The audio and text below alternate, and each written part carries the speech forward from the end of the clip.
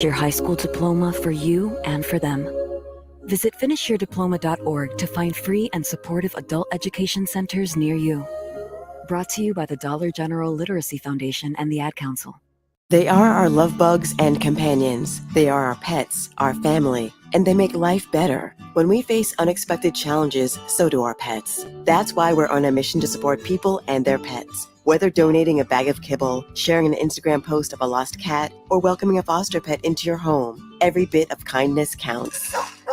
Visit petsandpeopletogether.org to learn how to be a helper in your community. Brought to you by Maddie's Fund, the Humane Society of the United States, and the Ad Council. Start your Sundays off right with Jeff and Nicole Essink on Fitness Fanatics. Jeff and Nicole discuss health and wellness, how to achieve fitness goals, and more through the life of gym owners and gym goers. It's Fitness Fanatics from 9 to 11 a.m. on Sundays on 93.7 The Ticket and theticketfm.com. Welcome into The Breeze with BP and Haas on 93 The Ticket and theticketfm.com.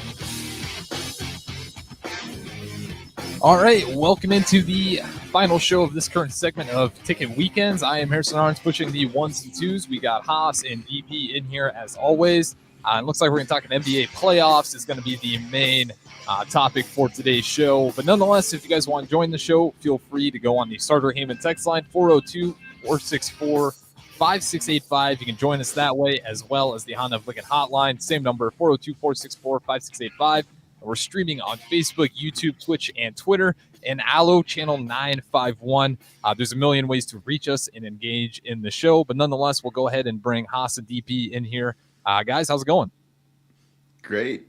It's my daughter's 8th birthday tomorrow, so it's a great weekend. Yeah, absolutely. How are you guys doing? I'm just thawed out from yesterday. I'm literally just thawing out from yesterday. Seriously. Hey, the spring, they have the to change locker room. They have to change the name of it. No, I don't care about the locker room. Like, you guys know me well enough to know that I understand the pageantry of things, but I'm also really good at staying focused on the priority of things. And yesterday was about football. It was about football, and I don't care. Like, I'm going to be the get off my lawn guy. I don't care about Herbie. I don't care about the other stuff. Are you going to win games? Like, that's. I get the distraction and the need for it to entertain people. But all I wanted to see yesterday was whether what was going on in the program is going to help this football team beat Ohio State or Wisconsin or Iowa. And if it wasn't, I'll applaud it. Cool. But that wasn't the focus. It was too cold. It was too cold to recruit. Like, it was too cold. Like, it just was. Like, you invited people who live in 85 degrees to come to stand in 40-degree chill yesterday. So I don't think we succeeded. I can't imagine that Nebraska got I was right. sitting nice Like, here in studio. I'm not gonna lie, DP, it was pretty funny. You guys were jumping like crazy yesterday. I don't know how many times I was watching Jay Foreman, Austin, all those guys just jumping up and down. I'm on stream. If you missed it, it was freezing. Couldn't keep the guys on screen. They kept moving around trying to stay warm. It was. I was happy to be in studio. It was nice and warm for me, anyways. All right, for those who missed the wind the game, was like, just. Yeah. I know. I heard it was cold, and I watched a decent amount of it. Are you excited with some of the playmakers that are going to be there? Like, who stood out for you? Well, so to be clear, the 6 most important returning players didn't play yesterday. Like, that's a big thing. That's a big statement to make about what you watched yesterday. That the top 2 quarterbacks, Casey Thompson and Logan Smothers, were in street clothes. Your 2 defensive captains, or your 3 defensive captains, were all in street clothes. Heinrich, Reimers, Ty Robinson, all in street clothes. Your most important offensive lineman, Teddy Prohaska, street clothes. it showed. It showed. Hoss, you get it. Harrison, you get it. Like the thing, control the controllables. That tells me you're growing and getting better. Control the controllables. You can't make yourself faster. You can't make yourself stronger in game day. Like those are things that you can't do. What you can do is execute. And there were 18 tackles for loss and 8 fumbles.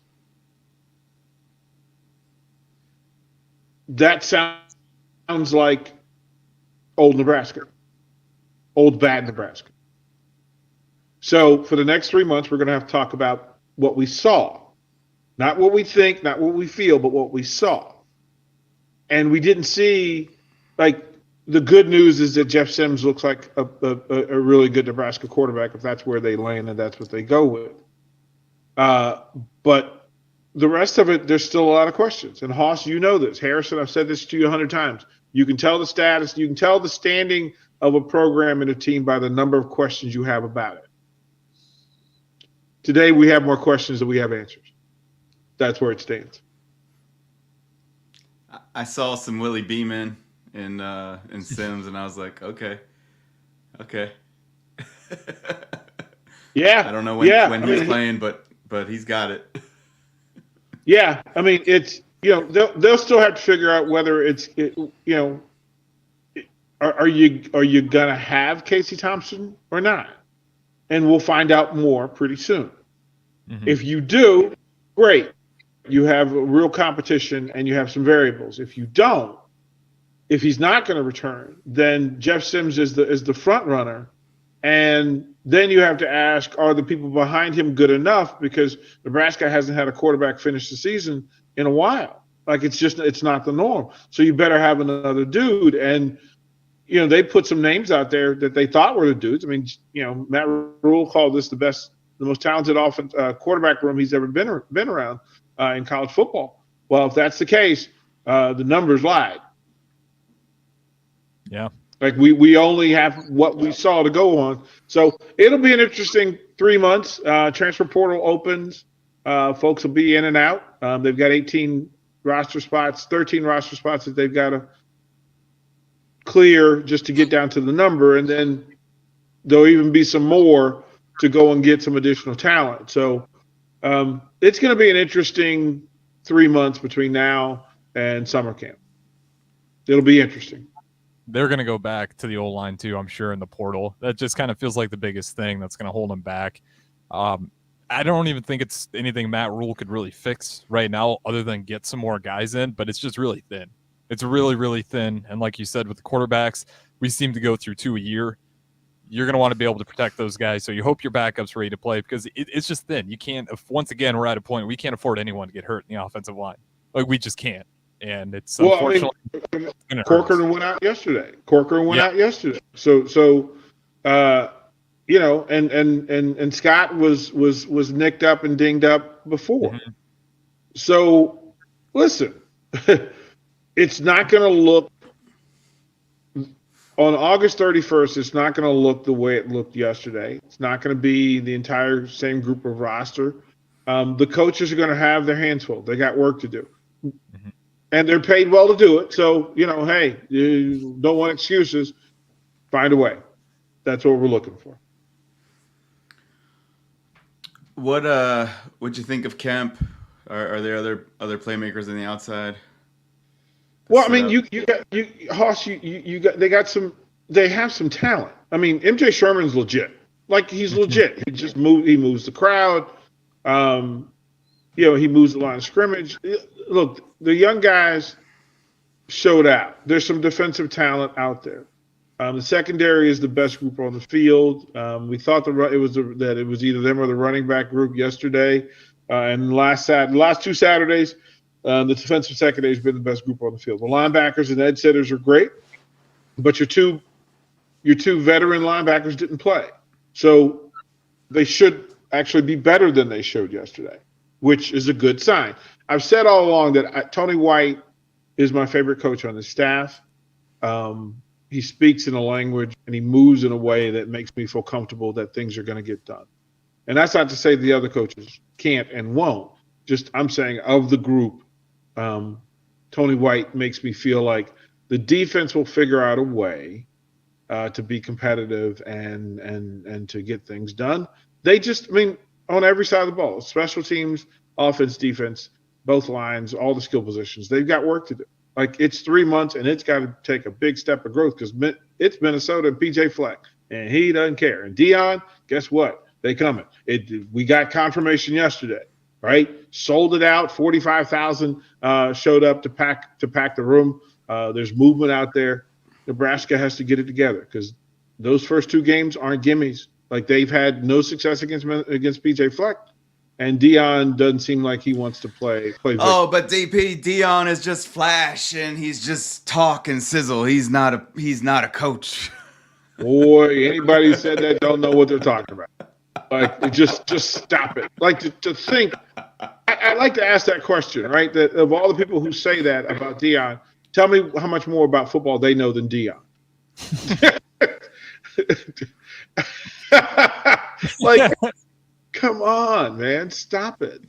Look, the work is done, and look, he's living rent free in the minds of Husker fans, and Husker fans have to put it down. Look, they need to focus on Minnesota because there have been mismatch problems. The coaching staffs have been outcoached in the previous years. They had some games that they could have won against Minnesota and didn't, but now you've got 3 months, and it's a ton of work. It's not going to be easy, and even if the talent level was where we wished it was, that's still a lot to say that they're going to have to outcoach PJ Fleck in order to go to Minneapolis and win game 1. And think about the other side of it. The first 2 games, and this is rare for Nebraska, the first 2 games are on the road. New coaches, new roster, on the road in the Big Ten Conference. Good luck. Yeah, better be ready. Real quick from the text line, Pecan Pie says, "What's up, fellas?"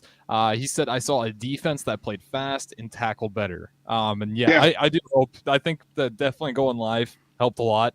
I don't know how many times we had to see it last year. First guy missed. Second guy maybe slightly grabs an ankle, slows him down. Third guy barely gets him, but he's 10 yards up the field over and over. So I don't know if it's just like, hopefully going live fixes that. But tackling was definitely a lot better yesterday, wrapping up better. So, there's some guys too. I really like Hartzog. I think he could be a special player for Nebraska. He looked good yesterday, like really just fundamentally sound. Everything he was doing looked right. Haas, I want to ask you this, since as an outsider. So out of Colorado and Nebraska, pretty abysmal last year. Who do you think is going to have the faster route to success? Are you trying to turn? At first, it was talking about how Caitlin Clark's good. Now you want me to talk about Colorado? Let's hear it. Yep. Am I going to be Ric Flair here?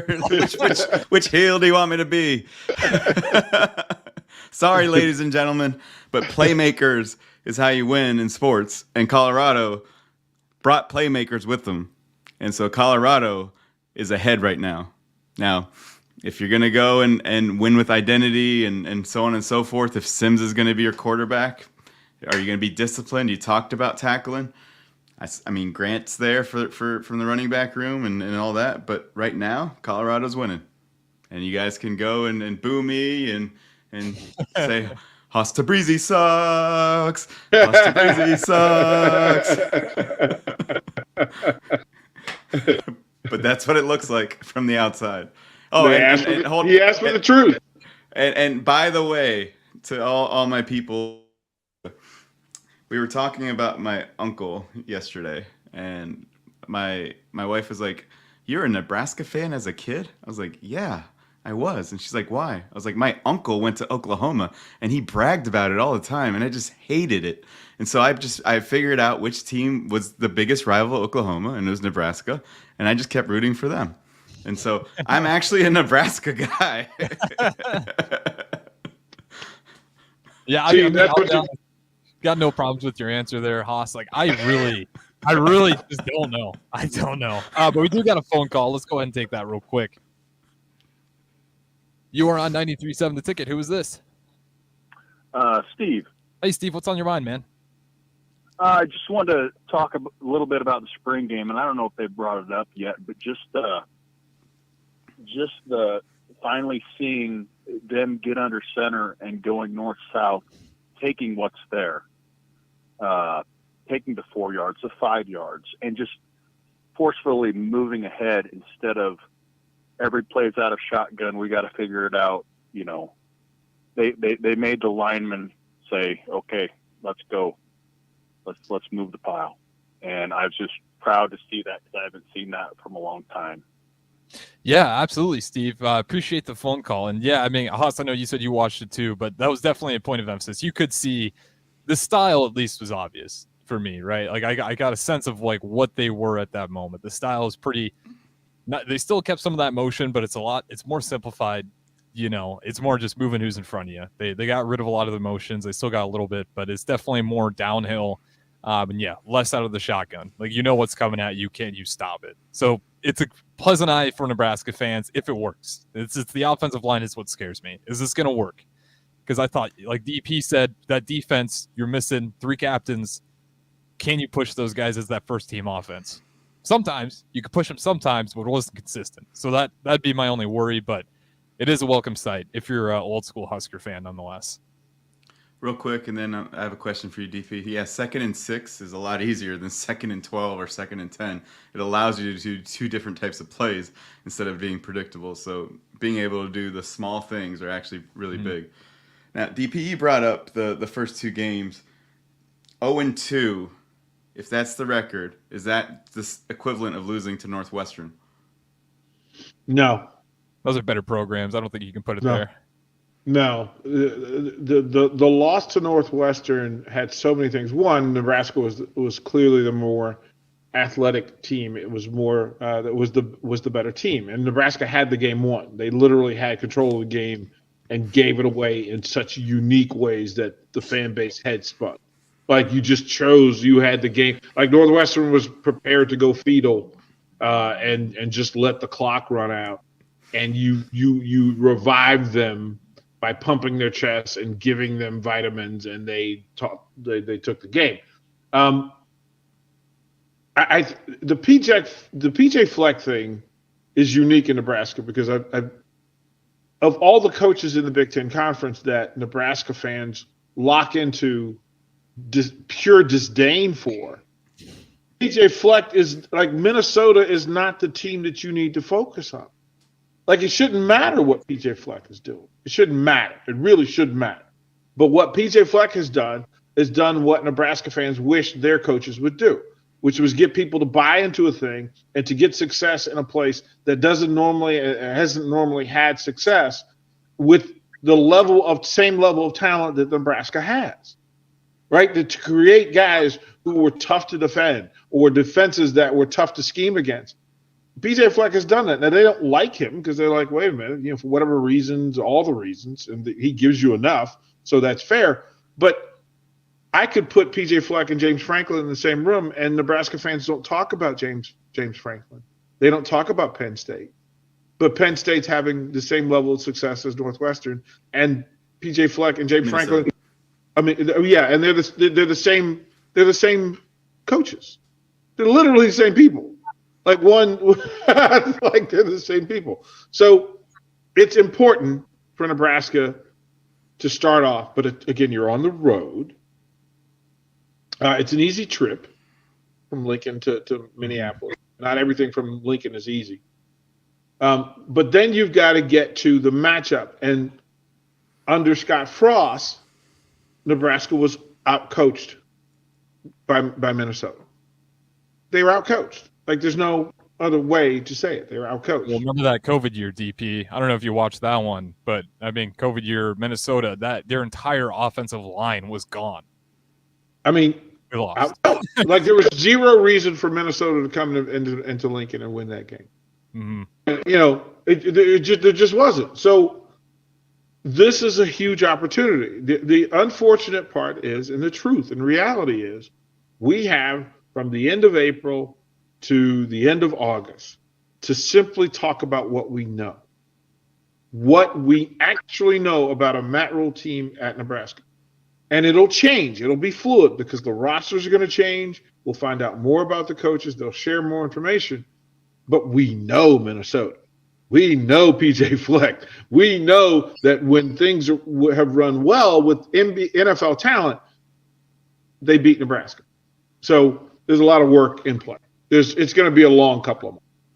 Yeah, Haas, I'll let you respond real quick here. But from the YouTube text line, Scott Davis, kind of what you were talking about, DP, that old school Nebraska defense. He said, I don't know about you guys, but for the defense to force 8 turnovers was impressive. Glass half full. And that is kind of the spring game. No matter how you look at it, it's going to be a glass half full. You don't want to see your offense dominate, and you don't want to see your defense dominate too much. It's kind of a hard one to win.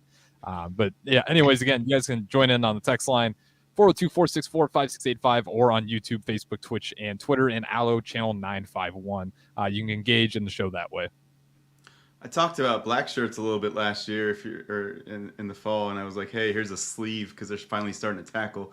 Because I'm used to the 49ers defense where everyone tackles, the cornerbacks tackle, the safeties tackle, and obviously the linebackers and the D-line tackles.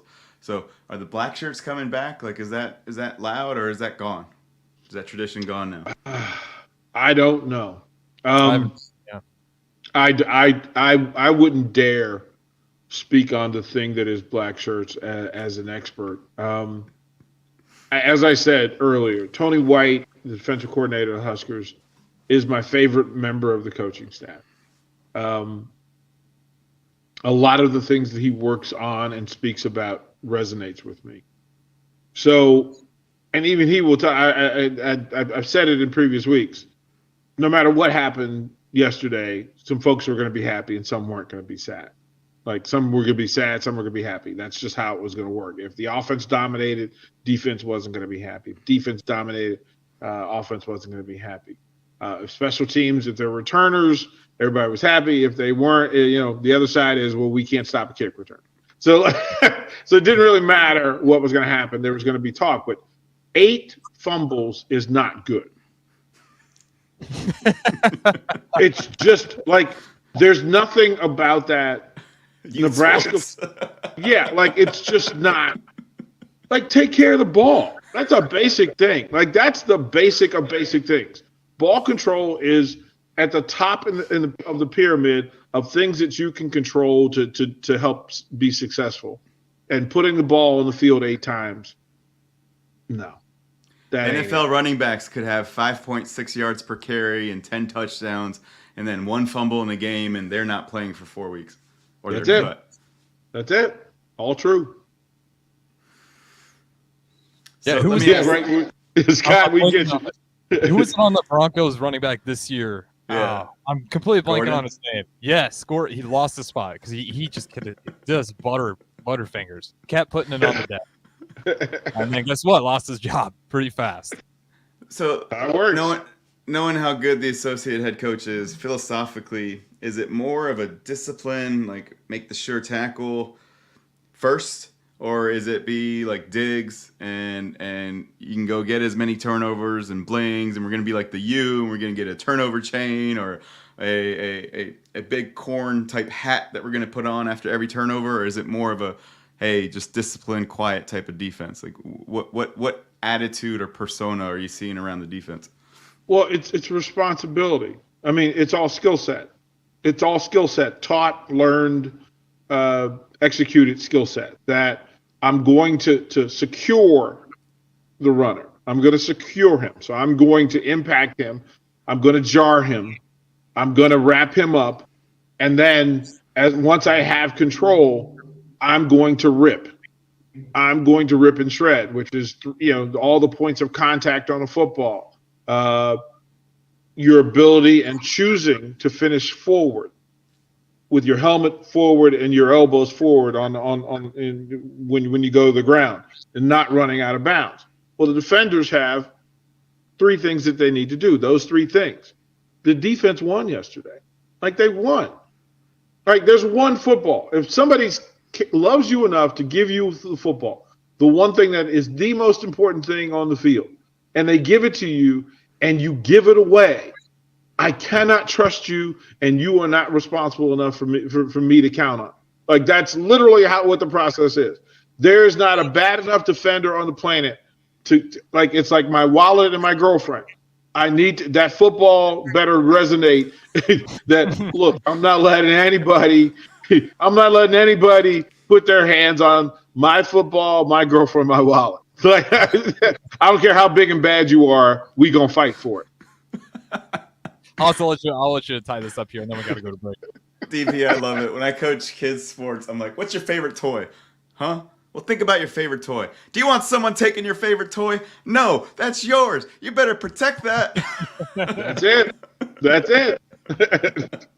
With that being said, we'll throw it to break here on The Breeze. I'm Harrison Arns. We got DP and Haas, as always, going all the way up until 1 o'clock. And then we'll still have Sunday Rewind later today. So be sure to stay in to 93.7 The Ticket, ticketfm.com. We'll be back right after this break.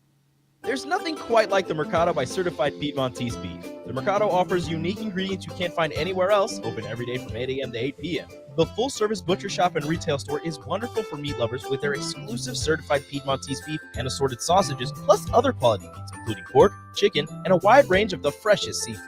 Plus, every Friday from 11 to 2, the Mercado serves up the best lunch in town on their Friday Feast menu. Stop in at the Mercado today at 84th and Havelock or visit their website at cpmercado.com to see current deals. Neil Armstrong waited 6 hours and 39 minutes to step onto the surface of the moon. Jackie Robinson waited 20 months to play his first game with the Brooklyn Dodgers. And even DiCaprio had to wait 22 years to win an Oscar. You can wait until your destination. Don't text and drive. Visit StopTextStopWrecks.org. A message brought to you by the National Highway Traffic Safety Administration, Project Yellow Light, and the Ad Council. The Ticket Water Cooler. Marcus Satterfield describing Harburg as a runner. Eric Crouch was at practice today. He's a little bit bigger than, Eric was. There you go. Don't do that. Don't do it. I didn't do anything. He brought Eric Crouch I know. up No, out of I know. nowhere. I'm talking to Satterfield. Don't do it. Okay, yeah. Don't do it. We've heard this before. We've heard comparisons to Husker greats before. Don't do it. That's right. Just don't. Just Yeah, avoid that like didn't the work plague. well, yeah. The Heisman guy over there, and he's bigger than him. So Yeah, I this don't guy know. won a Heisman. This guy's bigger than him. He's got a super fight. This guy won a Heisman. The dangers of secondhand smoke are well known. But what about secondhand aerosol, which is created when using e-cigarettes? Science already shows a secondhand aerosol can contain nicotine, heavy metals, and cancer-causing agents. Eliminating exposure to secondhand aerosol is an important step to keeping everyone safe. Breathe easier knowing the facts. For help quitting, call the Nebraska Tobacco Quit Line, 1-800-QUIT-NOW, 1-800-784-8669. Paid for by Tobacco Free Nebraska. Aired with the Nebraska Broadcasters Association and this station. Turning my pain into purpose is pretty much what I have done to start this foundation. In August 2020, after the death of George Floyd, Bridget Floyd and other family members established the George Floyd Memorial Foundation in support of the Black community.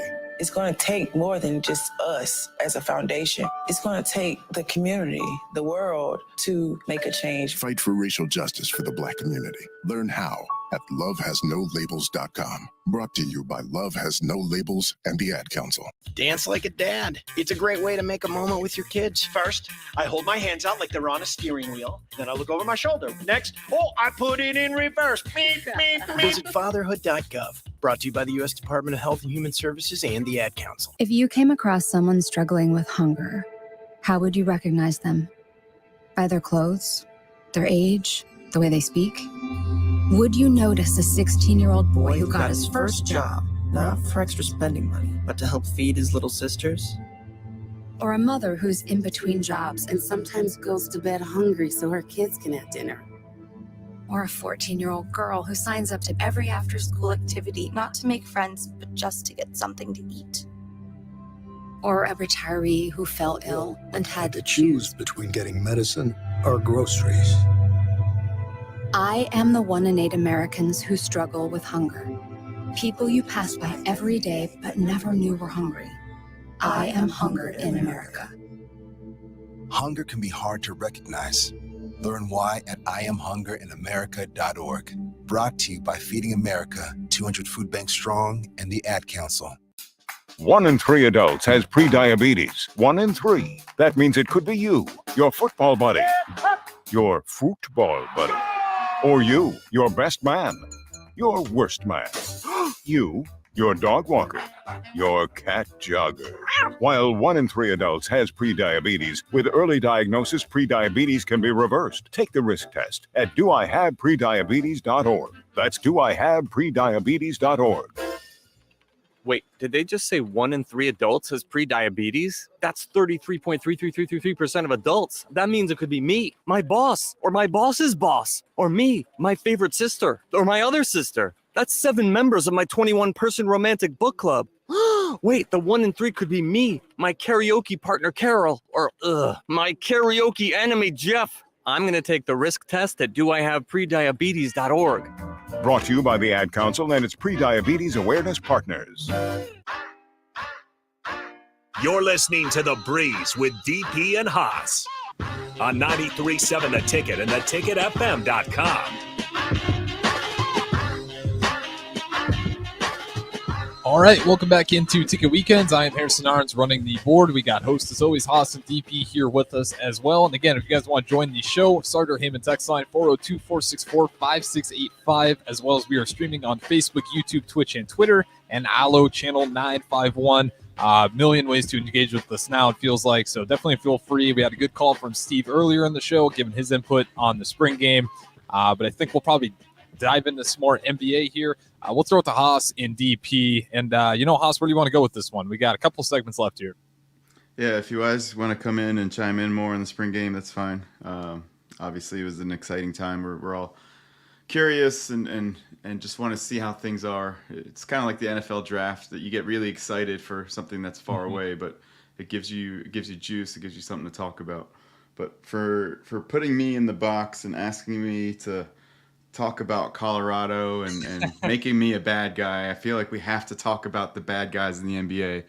And I want to know, who is the greatest villain in the NBA? Who is the biggest heel in the NBA? And I'll name off some names. Is it Dylan Brooks? Is it Draymond Green? Is it Grayson Allen? Or is it Joel Embiid? DP, who do you got? If you're asking who the biggest heel is now, because historically the NBA has had some bad dudes. Think about it. The game is not more physical now. Now it's more promo than ring action in the NBA. Fake tough guys. Like, basketball players are notoriously not tough guys. They're not. Like, they're the worst fighters in all sports. Like, I don't know how many altercations I got to see where everyone stands up, starts barking, and everyone turns around. Happens a lot. They're the dogs on either side of the fence that you see on social media, right? That they're barking between the fence, and then you remove the fence, and they shut up. Like they stop barking. The reality is the history of the NBA and its physicality. I mean, it goes back to. I mean, you can go back generationally and go back to, like, Shaq ended a lot of fake tough guys. Like, when they were real tough guys on the floor, it removed that fake tough guy thing. Jordan was the greatest villain in all of the NBA history, because Jordan just shredded people. He just shredded people. Like, when you say the ideal excellence was that he was simply better than everybody. Like, they knew, don't talk to Jordan. Don't talk at Jordan. Like, don't stare Jordan in the eyes. Like, Jordan was so good that he kept 5 of the greatest 30 players ever from ever sniffing a championship. Like, that's the greatest heel of all time. Go back beyond that. Larry Bird was a villain. Bird would tell you, you can't stop me, you can't control me, and I'm offended by just the mere thought that you could stop me. Like Bird said, it's disrespectful for you to put a white dude covering me. It's disrespectful. That's super heel move of all heel moves. Go back to that era. Dennis Rodman was as good a heel as there ever was. Karl Malone. Not a nice guy. Right? Not as well, but throw Bill Laimbeer in there, yeah. Well, that's the next one. Yeah, Laimbeer, but it took Laimbeer did it because he had Rick Mahorn with him. Yeah. Mahorn was a bad guy before he got to Detroit. Lambier wasn't. Lambier was a good athlete kid, Irish Catholic kid who played for Notre Dame, who did all the right things until he got to the league, and then he got next to Rick Mahorn, who was the nasty one. He was the great nasty man. Matter of fact, Mahorn was nasty in Washington with Jeff Rulin. The two of them made appearances in the WWE. Like Mahorn and Jeff Rulin went in and took on King Kong Bundy and John Studd at Capitol Center. Like I actually remember that's how bad they were. And then another one that you have to think of that changed basketball. I mean, consider the Malice in the Palace and all of those folks that are part of it. But Kermit Washington is probably considered the greatest heel in all of the NBA because that's the punch heard around the world. That him shattering Rudy Tomjanovich's face with a right hand changed a lot. Now, it put the NBA in the news in not a good way, but yeah, those are some people. Those are real tough guys. I'm not talking about the verbal promo guys, the guys who talk a good game in front of the microphone. But actual badasses, those are the people that come to mind for me. Let me ask you this then. You didn't throw this one in here. What do you guys feel about Jimmy Butler? He's playing spoiler right now. He's been on teams where people haven't liked him because he's too aggressive. You don't think he's a villain? No, not fake tough guy. Fake tough guy. Fake tough guy. Fake tough guy. I don't know.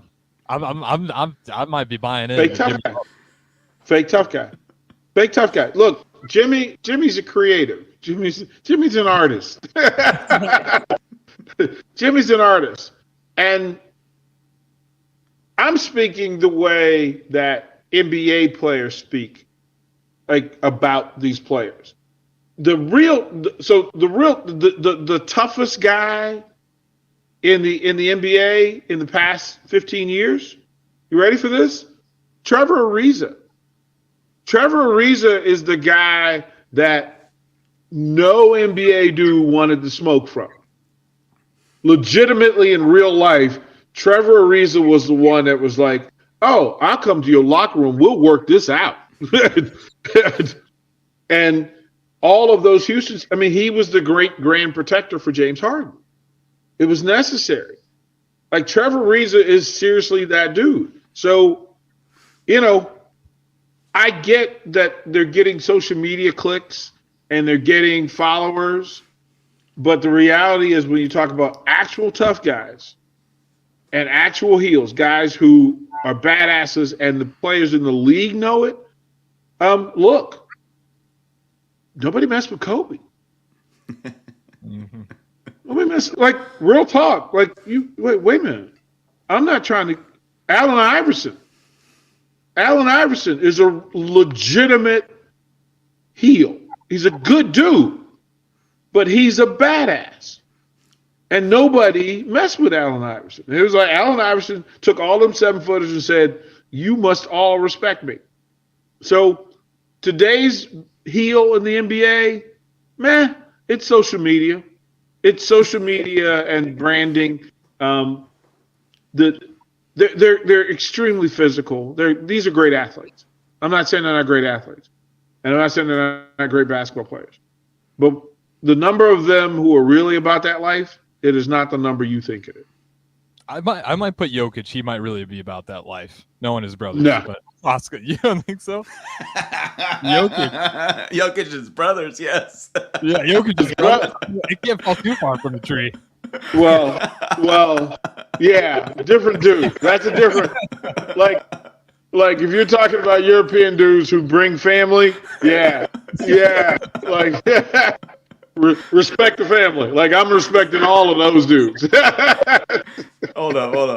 DP looks at Jokic like he's Gunther, and then he looks at Jokic's brothers like they're Brock Lesnar. Yes, all of that is true.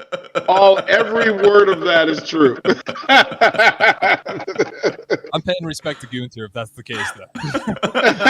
That's how he gets it. Like it's like, wait a minute. Like, no, you're not sending them dudes after me, man.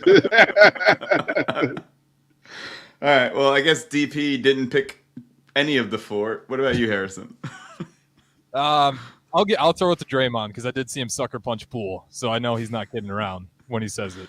And I don't mean they're actually tough. I mean the most hated person in the NBA. I'd still throw the biggest Draymond. villain. I mean, he did a very elaborate jump off the chest of Sabonis. Not too long. by the players or by the fans? Who's the most? Are you asking? Yeah. So Like most hated by. Let's go by fans right now. First, Draymond is the fans. Yep, I go Draymond. Well, no. LeBron is the fan. He's the most loved, and he's John Cena. Right. Yeah. Right. Right. Like the chants are 100% split and full. Yeah. Love you, John Cena. Love you, LeBron. LeBron sucks. Like it's an equal split. Yeah. But then Draymond, amongst the players, Pat Beverly, and now Dylan, Dylan's in that place. So yeah.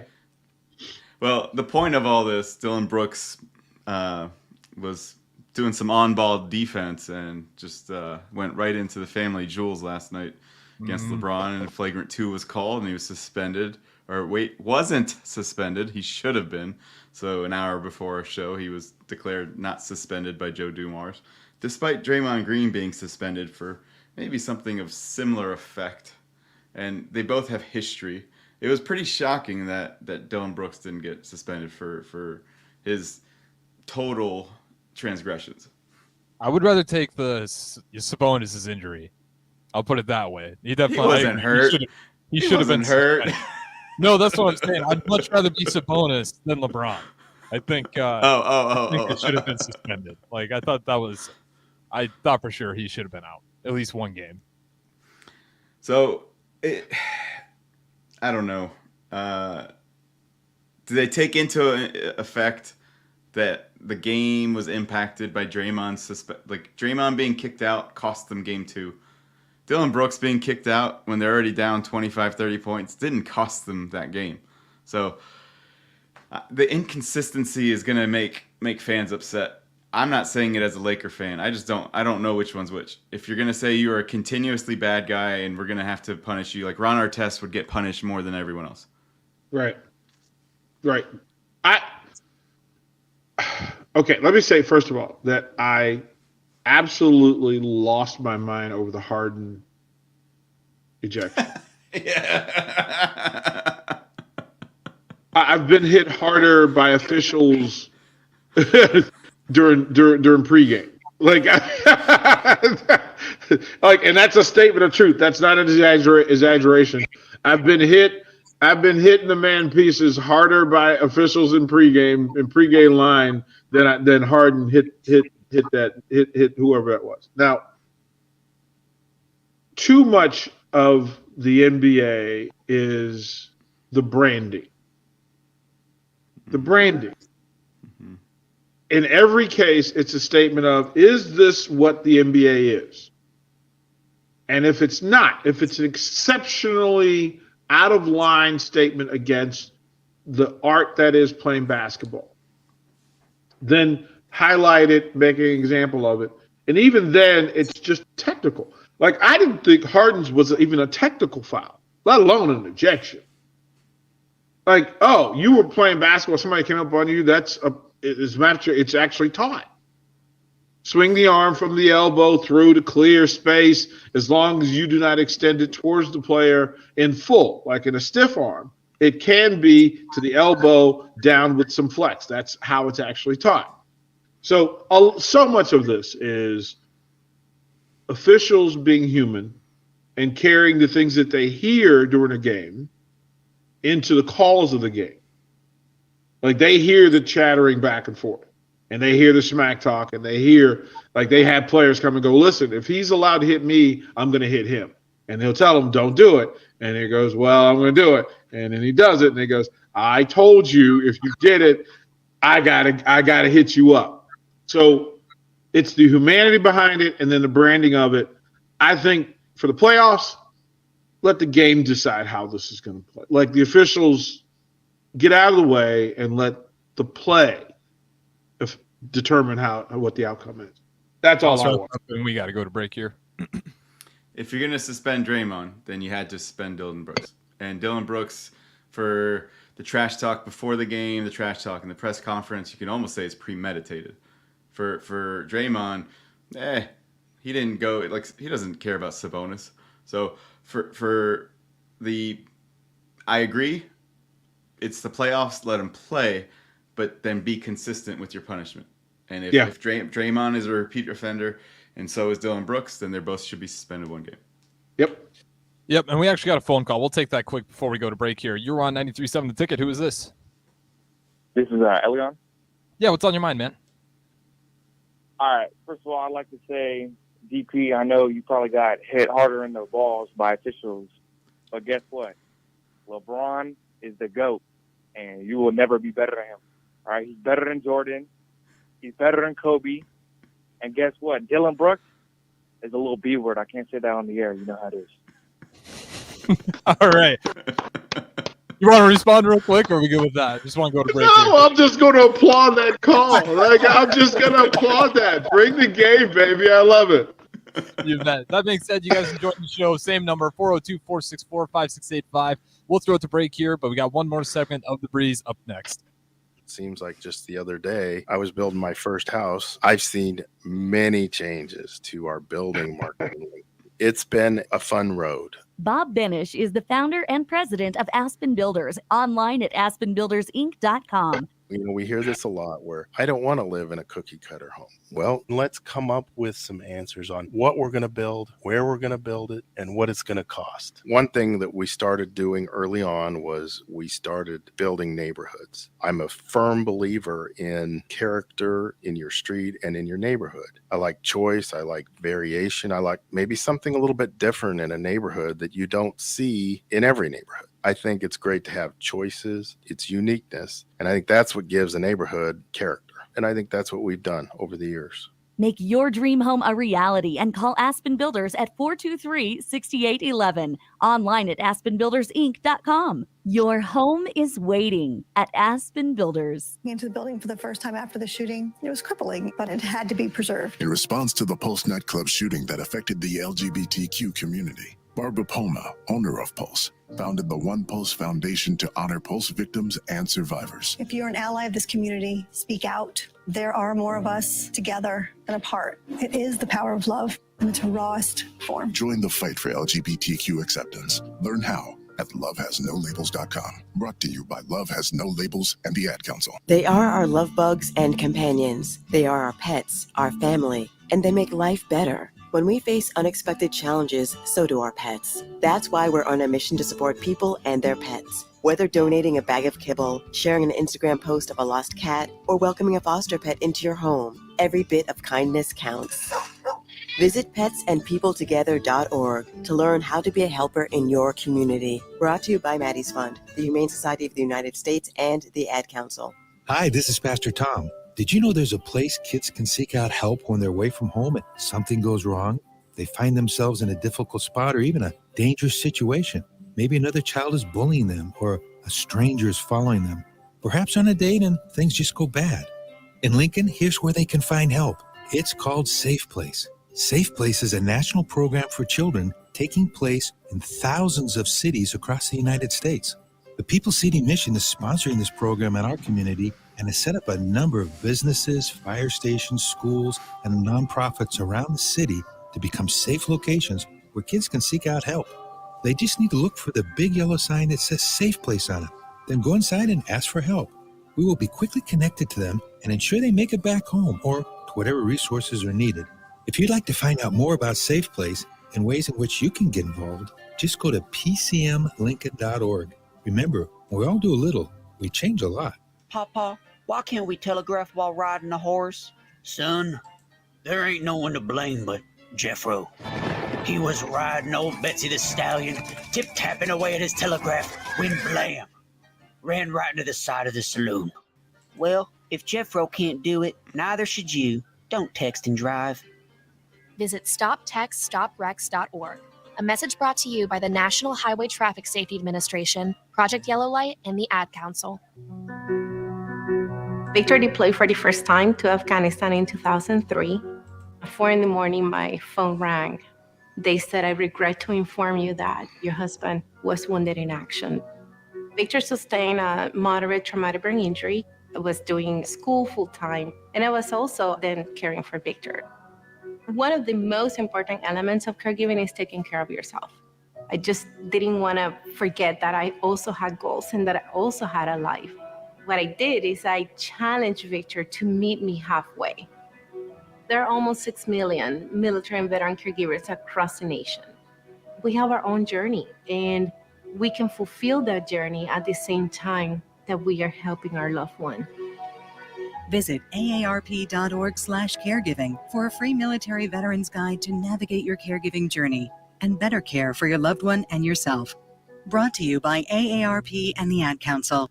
Alexa, play 93.7 The Ticket. Okay, playing 93.7 The Ticket. Alexa, turn down the lights. Dimming the lights. Alexa, order a pizza, the big one, all the toppings. Are you sure that's a good idea? Alexa. That's a lot of pizza for just one man. Alexa, just do it. Stop judging me, just do it. As you wish. Thanks, Alexa. You're my best friend. Veterans, do you know what local, state, and federal benefits and services you're eligible to receive? Do you want help navigating the application or appeals process? Speak to your county veteran service officer or the Nebraska Department of Veterans Affairs State Service Office to see what's available to you and your family. You've served our country, now let us serve you. Visit veterans.nebraska.gov today. Sponsored by the Nebraska Department of Veterans Affairs, aired with the Nebraska Broadcasters Association and this station. You're listening to The Breeze with DP and Haas on 93.7 The Ticket and theticketfm.com.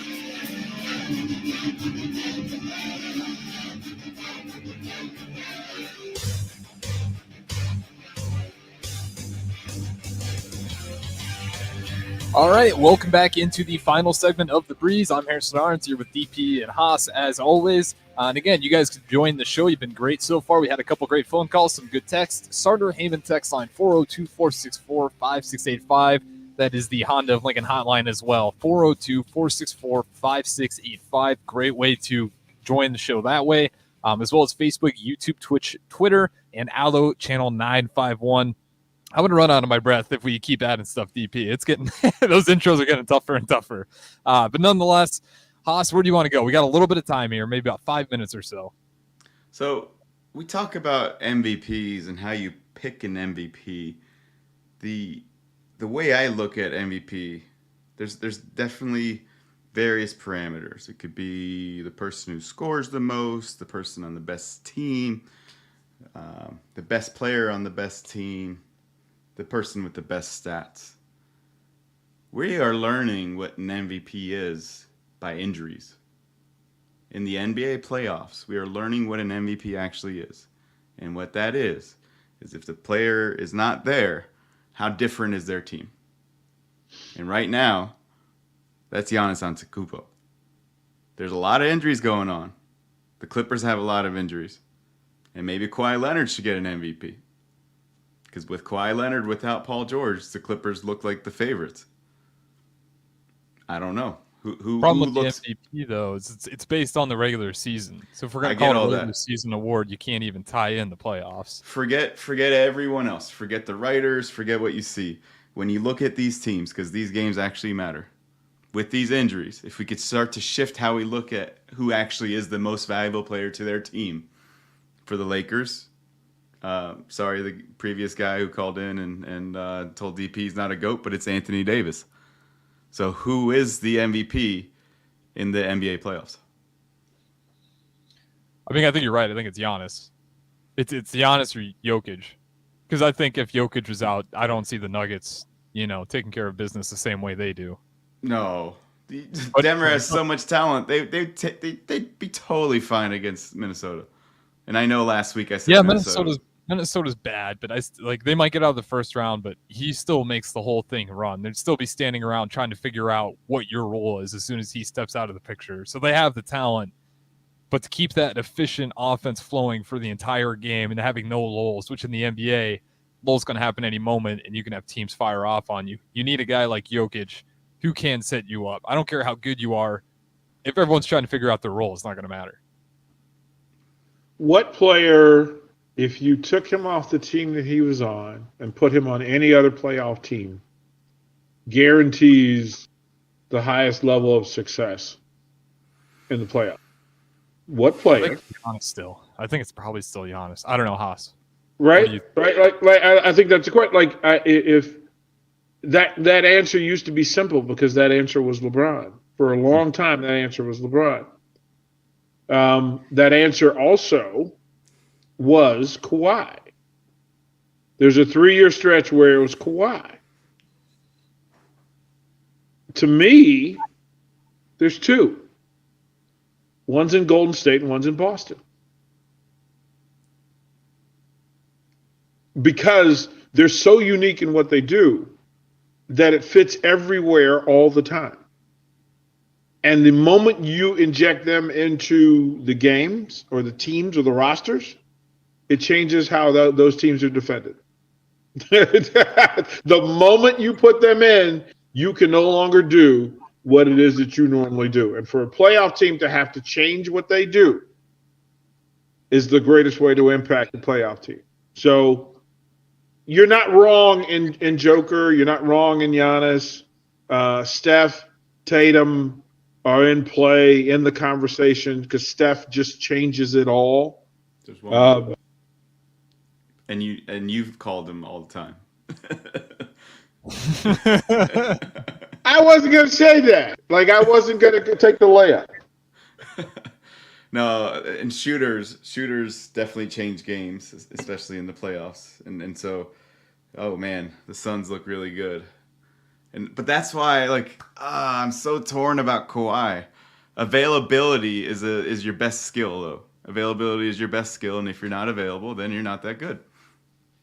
Yeah, That's what I said. It's that award. Right? The MVP right now it's a joke. How can you be the most valuable player if it's not based? If there's no rules on like how many games you miss. There's a year that Karl Malone won it, and he played 49 games. I don't know. You don't control injuries.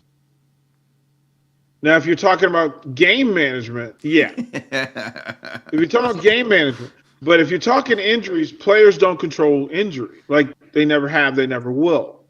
So I stay out of that lane. Best player is relative. It's a relative thing. But the two number one seeds, they're great players, deserve to start the conversation. That to me is fair, and that's consistent. That if your play is so important and so vital that you've pushed your team to number one, then what you do matters. Well, last 10 seconds, John Morant last night, 45. I think he had 9 and 12. He had 22 straight points. He was unbelievable, and he shouldn't have even played. Couldn't catch a ball the day before. So that might be an MVP, but he'll never get it this year. Well, they're not winning. They're not going to win it, though. They're not going to win it. It's a wait and see moment. Well, we'll see. I think the playoffs this year I think they're as sloppy as they've been in a long time. I think if you're saying you think you got a good idea on who's going to win, I think you're full of it. I think it's that messy this year in the playoffs. Right. Nonetheless, we're going to put a pin on it here. We're going to get out of here. Appreciate you guys listening. But Ticket Weekends is not over. We'll still have Sunday Rewind and no softball today. I believe those guys are out in Wisconsin possibly still. But nonetheless, there'll still be more ahead. Appreciate you guys listening and enjoy the rest of your Sunday.